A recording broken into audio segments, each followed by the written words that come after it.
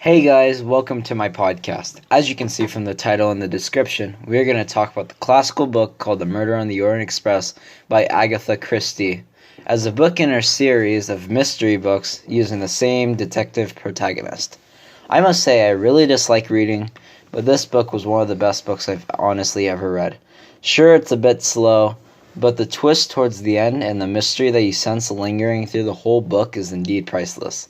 A summary of the book is that there's a dead man on the train, and the world's greatest detective at the time, named Hercule Poirot, takes the initiative to find the killers since they are stuck in the snow in the middle of Europe. And spoiler alert, 3, 2, 1, all the passengers killed him. Yeah, crazy, implementing the 12 stab wounds.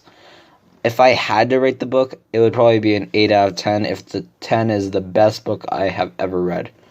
I would certainly recommend this book for somebody into mystery and possibly historical fiction.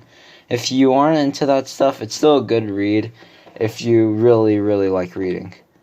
Now I'm going to bring my guest speaker, Josiah Remick, my brother, who also read the book with me and wants to be on my podcast. Hey Josiah, thanks for being here. No problem, Micah. I really wanted to speak on here, and it's great that you gave me the chance. Hey, you are the one saving me with the grade here. Without you, I have no idea what I would have done. I have a couple of questions to ask you about the book, if you don't mind. Sounds good. Let me hear them.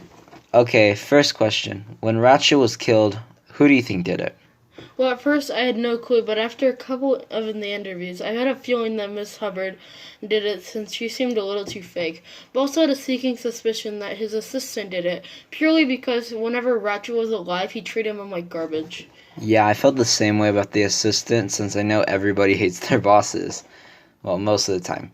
But I found Mrs. Hubbard to just be a bit eccentric and that she didn't kill him. Alright, question 2. Did you realize at any time before the reveal that all of them killed him? No, it didn't come to mind whenever I was doing reading. I thought it was a single killer. Interesting. It crossed my mind a couple of times whenever I was reading, but I just shrugged it off thinking no way all of them could orchestrate this on such a large scale. It was crazy how they pulled it off. Yeah, smart too. Who's gonna stop them? There was no security or police on the train at that time. Alright, last question. How would you rate the book from scale 1 to 10?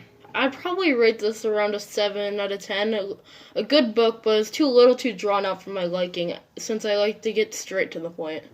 Yeah, I feel the same way. It was too drawn out. The interrogations of part 2 were boring, but I did like part 1 and 3. Part 1 being that when they first killed him, and part 3 being the confession and catching the killers, all 12 of them.